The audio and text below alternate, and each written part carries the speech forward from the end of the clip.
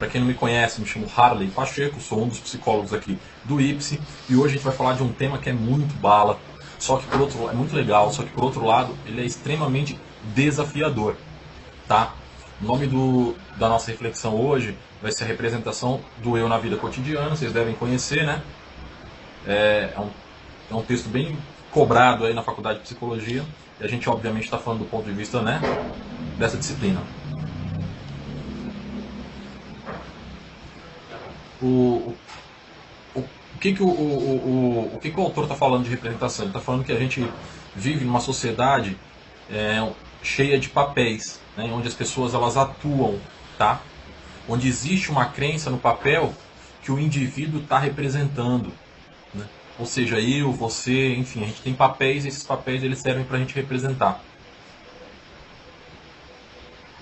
Quando a gente está representando, quando a gente está, né, vivendo, vestido, né, atuando sobre um papel, a gente implicitamente está pedindo que o nosso observador, que a pessoa, que a gente está se relacionando, ela leve a sério a impreensão que a gente está sustentando perante a eles. Eles pedem que a gente pede que eles acreditem no personagem que eles estão vendo na gente naquele momento, né? Que eles acreditem nos atributos que a gente está aparentando possuir. Assim, isso é muito evidente se você for ver hoje aí as redes sociais, né? É um mundo de fantasia, as redes sociais não, mas um mundo virtual, onde a gente eu não sei, mas eu não vou dizer a gente porque isso me inclui você, mas onde a gente consegue avaliar as pessoas aparentemente vivendo uma vida que elas não vivem e elas querem passar aquilo pra gente como se fosse verdade, tá? Esse é um bom exemplo, tá bom?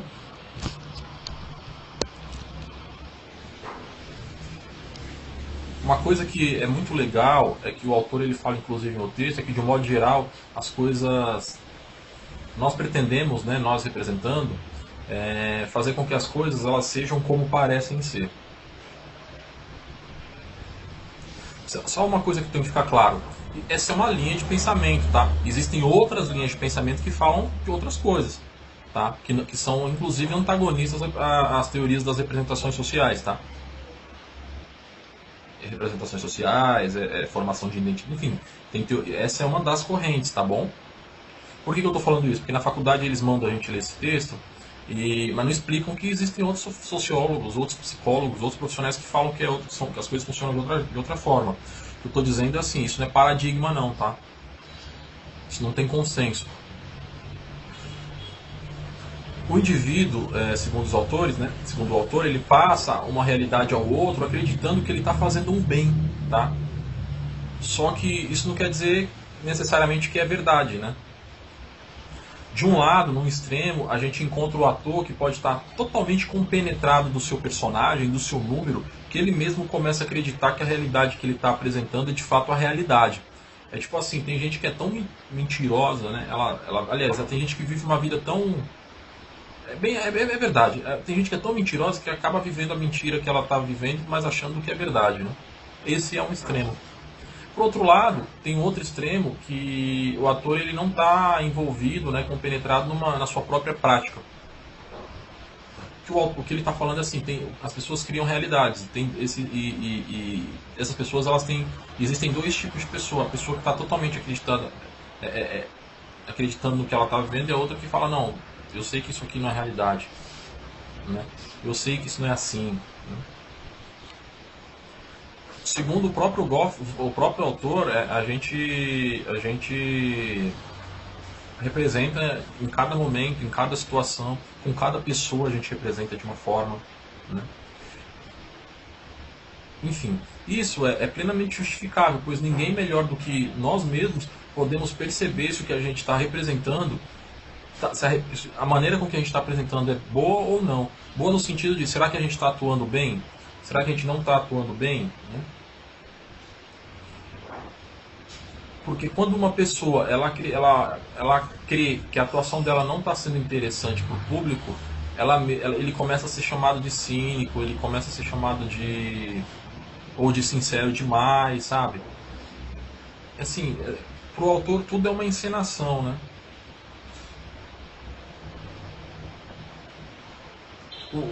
dentro do texto a gente consegue perceber que o cínico, com todo o seu descompromisso profissional, pode obter prazeres não profissionais, né, da sua própria representação, que ela pode ser teatral, mímica, expressão corporal. O que importa aqui é que ele está dizendo que quando o cínico, aqui, o sentido de cínico é a pessoa que ela não está atuando de uma maneira sincera, né? Ela começa a usar artifícios para convencer mais as outras pessoas. Harley, dá um exemplo prático disso aí. É assim, tem gente que ela não ela vive uma vida em que ela representa e essa apresentação, né, representação, não está sendo eficaz. Ela não está conseguindo convencer uma pessoa de que ela realmente é boa ou de que ela realmente é legal. Então ela começa a fazer uma representação teatral mais efusiva, usando artifícios que podem ser linguagem corporal, PNL, enfim, né, são fatos que, mas enfim, o autor ele não usa esses termos, tá? Essas são conclusões que eu estou tirando em cima de uma reflexão que a gente está fazendo em cima do texto, sobre o que a gente está falando no texto. Porque eu estou vendo do ponto de vista psicológico, tá?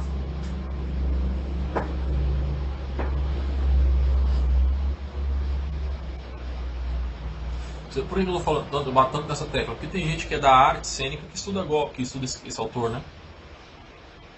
Bem, obviamente, não podemos afirmar que todas as pessoas, entre aspas, cínicas, né, elas estejam interessadas em iludir uma plateia. Né? Aqui eu estou falando de todas as pessoas que querem. A gente está falando quando a gente fala de artifício que as pessoas usam, a gente está falando de todas as pessoas que estão fazendo isso de maneira proposital, né? Visando algum interesse pessoal, interesse de gênero, né? Algum lucro, ou lucro de alguma espécie. Assim, é como se tanto atuam que tem comerciante que olha o produto, vê que o cliente só se interessou no produto porque o produto é bom, e ele fala, o produto é bom, o produto é bom.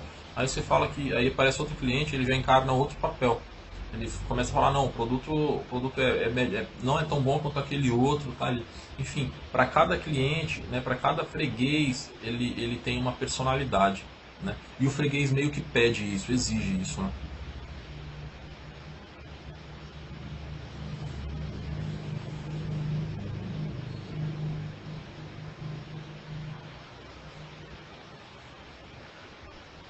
O autor ele fala que a gente está sempre representando papéis, tá? Ou de maneira consciente ou de maneira inconsciente, em todos os lugares, tá?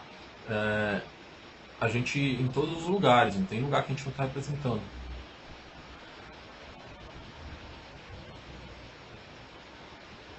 É assim, em certo sentido, e na medida em que a máscara representa a concepção que a gente forma de nós mesmos, o papel que a gente se esforça para tentar chegar a viver é o nosso mais verdadeiro eu, aquilo que a gente gostaria de ser, tá?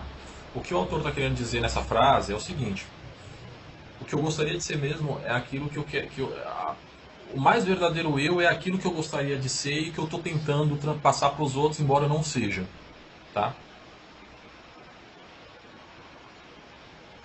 Além disso, o autor deixa claro que o papel que a gente apresenta, que a gente vive, ele é a nossa segunda natureza. Ela é parte integral da nossa personalidade. Então a gente entra num mundo com indivíduos que a gente entra num mundo, segundo o autor, como um indivíduo, mas aí na medida em que a gente começa a atuar, a gente adquire um caráter e se torna pessoa. Quando a gente fala de cínico aqui, a gente está dizendo assim, o cinismo nada mais é que uma dose de insegurança, tá? Não é que a pessoa é cínica porque ela é má, porque ela é ruim, não é isso. Muitas vezes o sujeito seguiu esse caminho não porque ele pensa que ele tem ciência de que está iludindo os outros, mas porque ele pode estar usando o cinismo como uma maneira de isolar sua personalidade íntima, né? Ou seja, ele está querendo dizer assim, essa personalidade íntima é minha, eu não vou deixar ela ter contato com o público, com as outras pessoas. É como se ele se guardasse, como se ele guardasse o seu íntimo por segurança própria. Tipo aquelas pessoas que não conseguem expor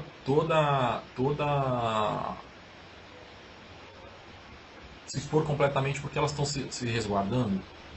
Né? Lógico, esse autor ele é um sociólogo, tá? A gente está falando do ponto de vista psicológico. Evidentemente, você que é de outra área, você pode, né, assistir essa aula e absorver algumas coisas, mas a gente tem que estar claro, a gente está usando alguns conceitos do psicológico, tá? Uma coisa que o autor fala, né, que ele deixa claro que a gente começa a notar é que essas pessoas elas oscilam, né, entre cinismo e sinceridade. A pessoa ela atua, né, só que muitas vezes ela não atua, ela atua menos, né? Não é que ela não atua, ela atua menos, porque para o autor ela está sempre atuando, né? Um exemplo disso, os estudantes de medicina deixam de lado suas aspirações para aprender como passar nas provas. Depois, eles estão ocupados demais em aprender a conhecer as doenças, para darem foco às suas aspirações. E só depois que o curso de médicos acabou, é que seus princípios ideais podem ser reafirmados, entendeu? Isso é um exemplo claro.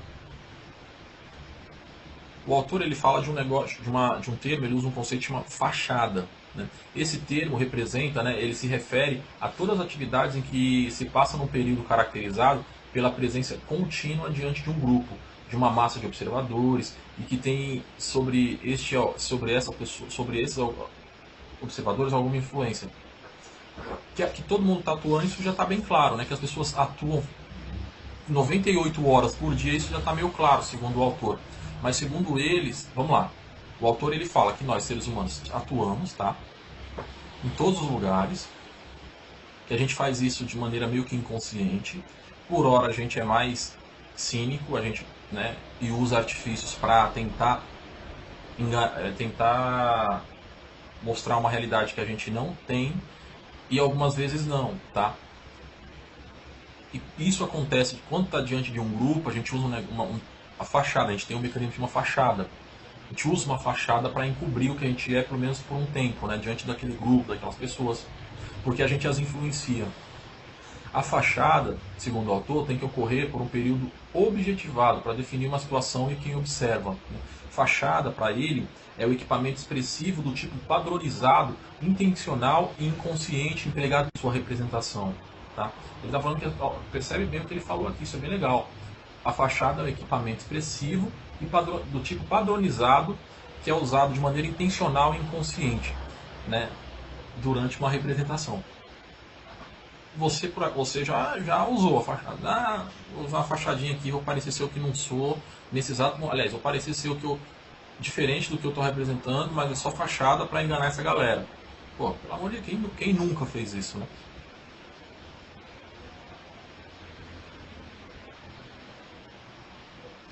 Harley, tá, mas do ponto de vista da psicologia, para que é interessante fazer isso?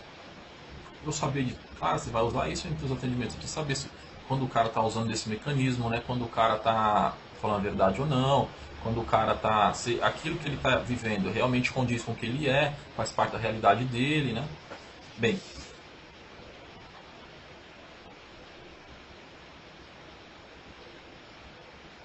o autor ele fala que sempre nessas fachadas tem um cenário, né?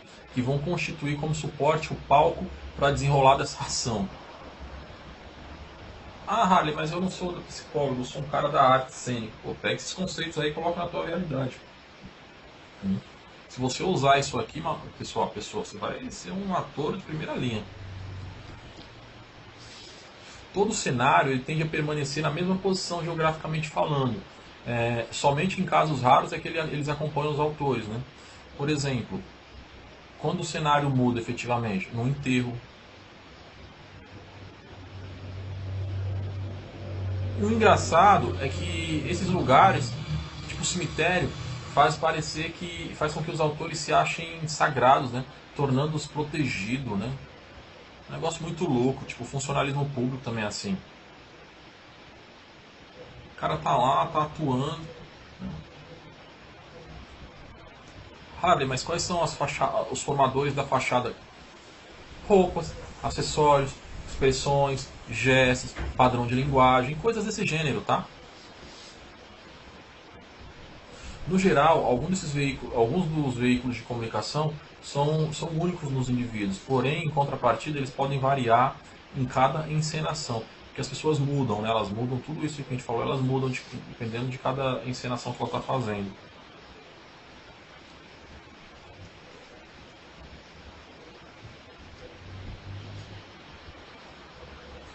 Às vezes, a fim de interpretar o ator ele é conivente com que os estímulos sejam separados, para que a gente analise melhor um estímulo ou outro, né? Por exemplo, nos esclarece se o sujeito é uma atividade social, profissional ou recreativa. Como assim, Harley? Às vezes o sujeito ele tá atuando e ele usa uma roupa fitness, né? E essa roupa fitness é para a gente saber que ele está numa atividade de academia, que é recreativa. Por outro lado, ele, né, só terno e gravata, quer mostrar que é um cara profissional, está mais relaxado, ambiente social. E o que isso tem a ver, Harley? Porque assim, a pessoa, a roupa fala muito sobre a pessoa, fala mais do que ela quer, né? Do que ela, inclusive, fala mais do que ela, inclusive, algumas vezes. O autor ele também fala de um outro conceito chamado maneiras, tá? Mas o que, que é isso? Maneiras são aquilo que o ator ele espera desempenhar na situação que se aproxima,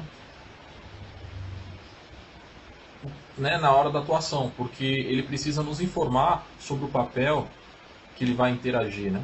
Exemplo, arrogância. Uma arrogância, ela pode nos fazer inferir que o autor deseja ser o dono da situação, além de querer dirigir o curso da interação. Então isso são maneiras, né? Arrogância é um exemplo de maneira. Obviamente pode acontecer que esses estímulos eles fiquem desencontrados, indo de um lado para o outro. Tá? O exemplo, o ator ele da alta sociedade, por exemplo, ele se apresenta para alguém, né? Só que também da alta sociedade. E isso aí meio que extenua.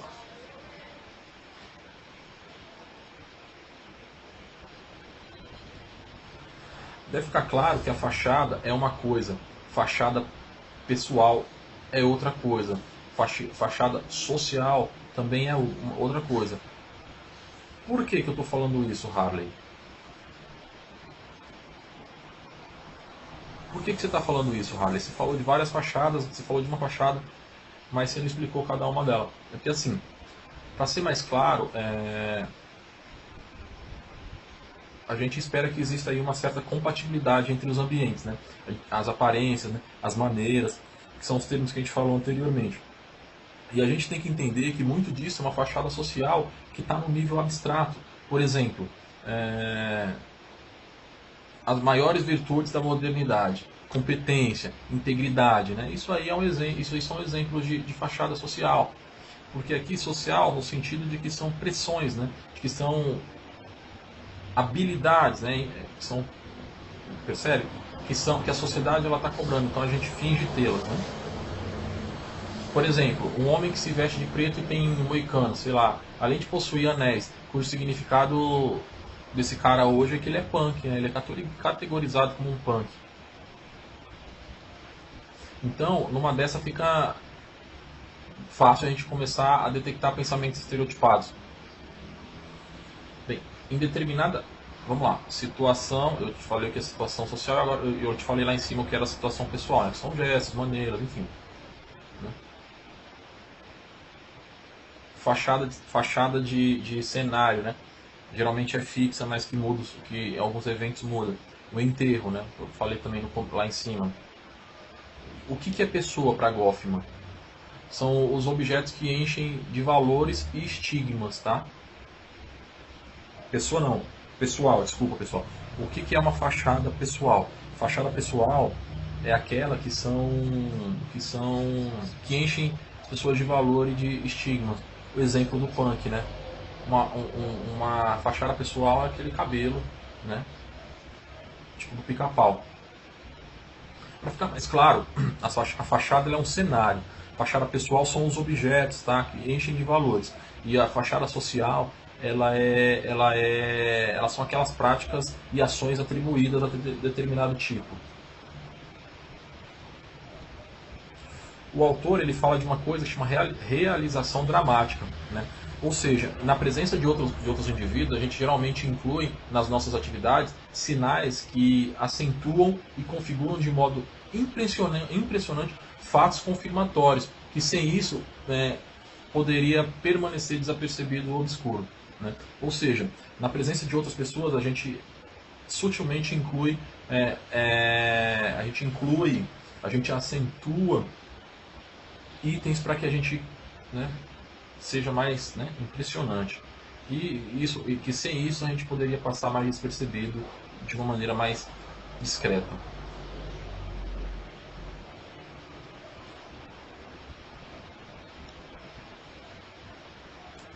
Pessoal, o autor ele também fala de um tema que chama dramatização. O que é isso? Dramatizar é dar uma valorizada na atuação, né? Tornando visível o que é invisível no plano da atuação. Eu acho que para quem é de artes cênicas, esse texto é fantástico. Né? Agora, para a gente que é mais de psicologia, a gente consegue, também é legal porque a gente consegue ver tudo isso acontecendo na vida real. Você vê que o cara está em choque, ele já começa a se vitimizar e dramatizar. Né?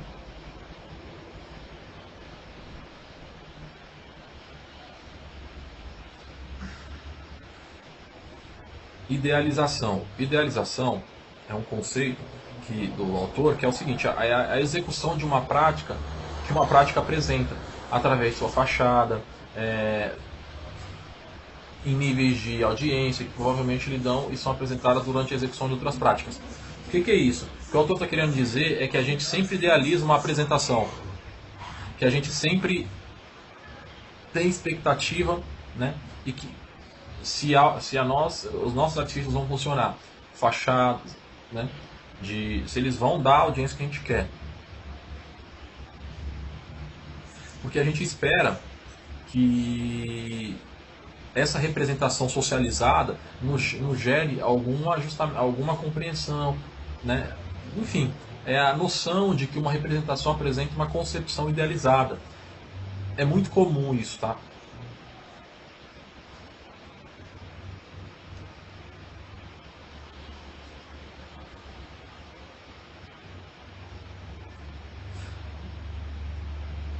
Uma coisa que eu acho legal e que o autor ele também fala é que uma das fontes mais ricas sobre representação de desempenhos idealizados é a literatura da mobilidade social.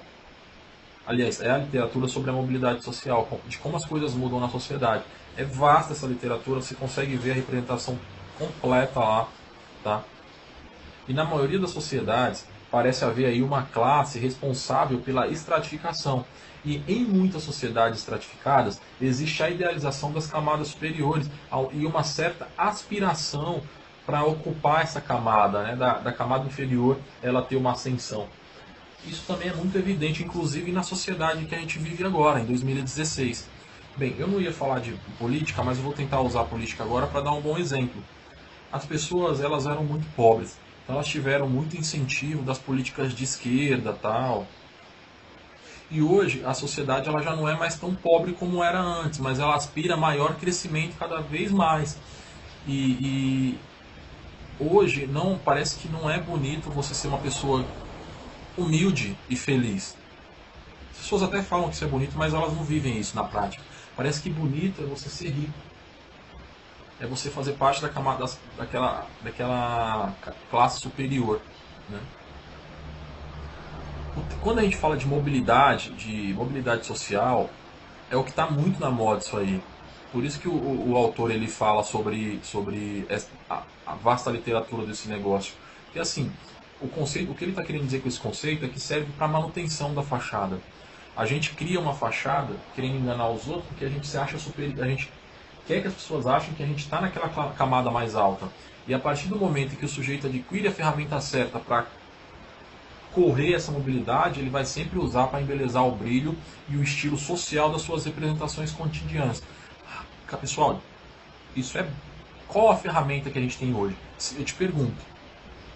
Provavelmente você vai me dizer Facebook, Instagram, Twitter. Né? Eu acho que o Twitter é um pouco menos, porque lá você posta texto.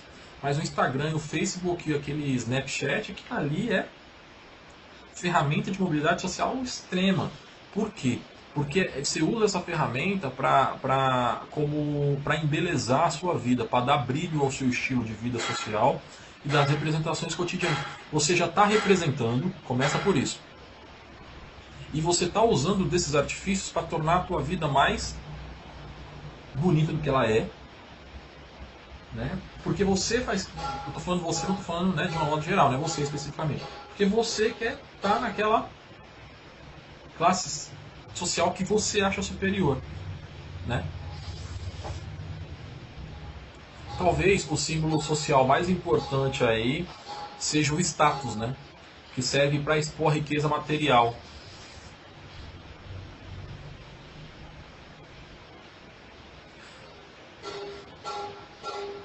O autor ele fala de um conceito também chamado de manutenção do controle expressivo.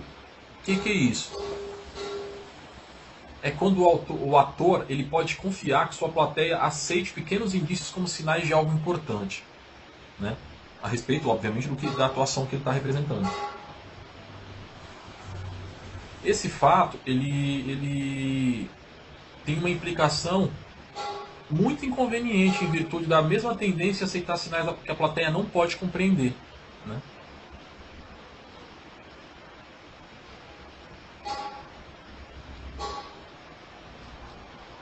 Os atores, pessoal, eles representam, eles trabalham para que todas as suas impressões sejam vistas, tá?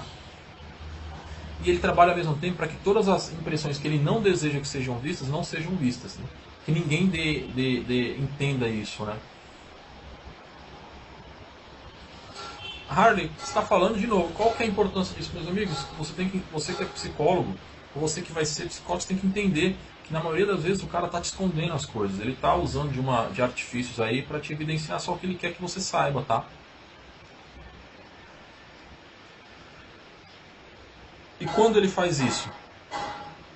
Quando ele sabe que o público ele é cético quanto à realidade a que o ator está expondo, a que a pessoa está expondo. Se a pessoa sabe que o público não acredita, né?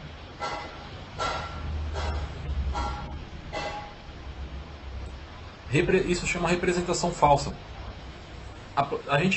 O autor ele sugeriu que o autor do texto ele sugeriu que a plateia consegue identificar a verdade no que se passa, né, por meio dos gestos que são involuntários. E isso coloca o ator em maus lençóis. Porém, coloca também o público diante dessa situação que pode ser enganado, tá? A representação falsa, como é natural, né? É natural a gente sentir que a impressão que o autor procura pode ser falsa ou verdadeira, genuína ou legítima, válida ou mentirosa. E essa é uma dúvida muito comum, que gera inclusive alguns danos muitas vezes, né? Por isso, nós fazemos aí uso de projetivos que confirmam essa tendência, né?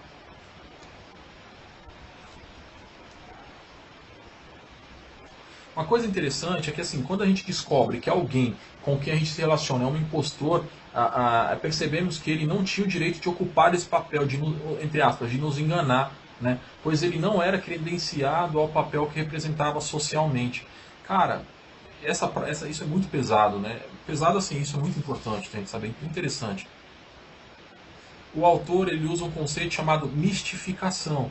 É a capacidade que o homem tem de agir sobre o outro, sobre uma posição enganosa de si mesmo. É a capacidade de ele mistificar algo. Por exemplo, um rei deve ser altivo e não se misturar com o povo.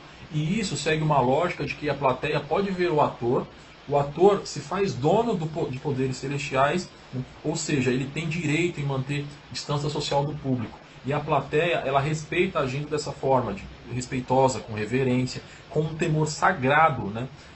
Assim, isso é muito, muito real nas nossas vidas pessoais, né? Porque a gente coloca essas pessoas numa situação, atores, coloca aí líderes políticos, líderes religiosos, endeusando esses caras, e a gente legitima isso, né?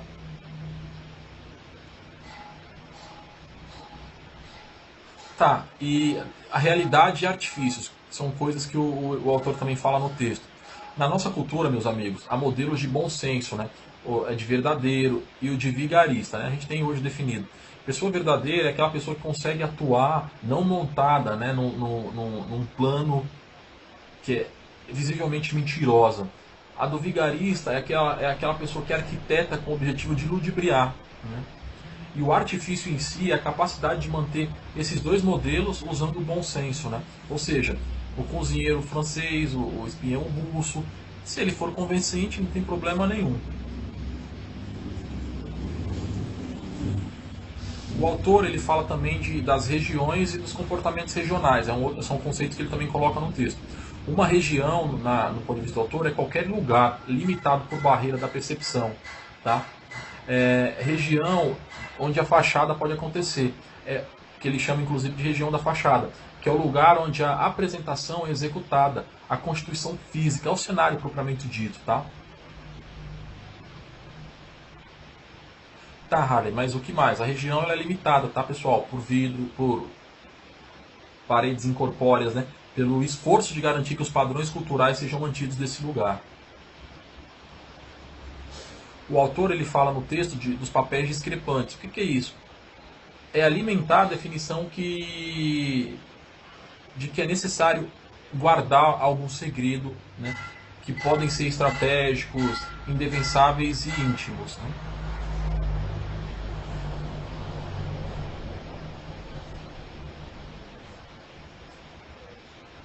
O autor ele também fala da comunicação imprópria, tá? Que é quando as equipes se encontram com o objetivo de interação, mostrando ser o que querem ser. Tá? Ele fala do tratamento dos ausentes, quando um membro de uma equipe vão aos bastidores onde a plateia não pode ver nem ouvi-los e geralmente depreciam uma forma incompatível com o tratamento que lhe é dispensado frente a frente. Aqui é aquela pessoa que na tua frente é uma pessoa e lá por trás é outra, completamente diferente. Tal. O autor ele fala também da conivência da equipe. Tem lá, todas as outras pessoas elas podem ser coniventes com a história que você está inventando, com a tua vida, né, de mentirosa. Que é quando um participante transmite algo durante a encenação esperando que se comunique apenas por meio dos lábios. Né.